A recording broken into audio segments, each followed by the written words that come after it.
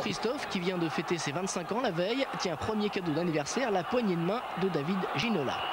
Le public est moins nombreux qu'à Geoffroy Guichard pour la Côte Chaude, mais il y a tout de même plus de 20 000 spectateurs. La région lensoise est prête à s'enthousiasmer pour ces gamins en noir et blanc, 24 ans et demi de moyenne d'âge. Le PSG, lui, aimerait bien tuer le match rapidement, comme à Saint-Etienne, mais les Avionnais ne leur en laissent pas le loisir. Il faut attendre la 17e minute pour voir la première occasion digne de ce nom et le premier sauvetage de Christophe Pringarbe. Tout à l'heure, Christophe a fait connaissance avec la main de Ginola. Voici maintenant la rencontre avec les pieds de l'international parisien. Rencontre réussie. Les Parisiens cafouillent leur football, ils n'arrivent pas à accélérer le rythme, inquiétant, d'autant que le gardien avionnais commence à prendre de plus en plus confiance. 32e minute de jeu, survient l'incroyable ouverture de Mislievich. Dabrowski va prendre tout son temps pour servir Olzak. Reprise de Marek Olzak, Lama est battu. Délire dans les tribunes, larmes de joie pour Jean-Claude Pringarbe. Sur la pelouse, c'est également le délire. Avion mène 1-0 et Marek Olzak est le premier joueur à battre la main en Coupe de France depuis 2 ans. Ça ne l'impressionne pas plus que ça. C'est le but de votre carrière? Non. Non. Le plus beau but, c'est... On a joué l'année passée contre Saint-Omer, la bicyclette. Là, c'est mon 2e. Là. Celui de Saint-Omer était peut-être plus beau, mais celui-ci est historique. Bernard Lama n'a pas de chance. Le ballon est légèrement détourné par Ricardo. Bernard Lama qui toutefois n'était pas vraiment surpris. La logique voulait qu'on encaisse un but parce qu'on jouait vraiment mal et Avion y croyait de plus en plus. Et juste avant, intérieurement, je me suis dit que si on continuait comme ça, on allait prendre un but et il est arrivé juste derrière. Mené au score, le PSG va bien entendu pousser en fin de première période, mais un double exploit de Christophe Pringarbe face à Gravelaine puis Rail permet à Avion d'atteindre la pause avec un incroyable avantage.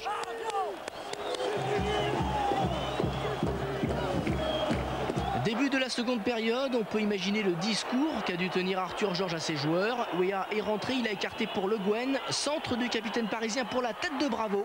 6 minutes après la reprise, le PSG a enfin refait son retard. Le club parisien peut alors jouer avec un peu plus de sérénité, mais ça ne veut pas sourire. Gravelaine trouve la transversale. Les Avionnais défendent bec et ongle et toujours régulièrement. Ils ne recevront pas le moindre carton jaune. Ça aussi, c'est un exploit.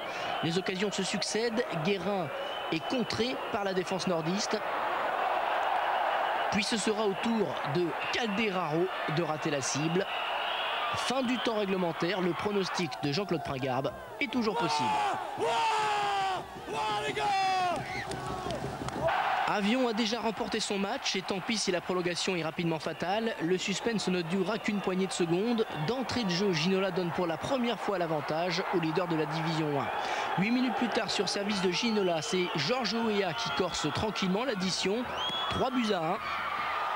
Puis 4-1 avant la mi-temps de la première prolongation, but de Calderaro. On s'en fout, crie le public de Bollaert. Et c'est vrai, David Robitaille, le tout jeune entraîneur avionnais, peut être fier de ses joueurs. Ils sont battus avec beaucoup de courage, beaucoup de volonté. Ils ont été très solidaires. Donc je pense que ce soir, c'est eux qu'il faut féliciter.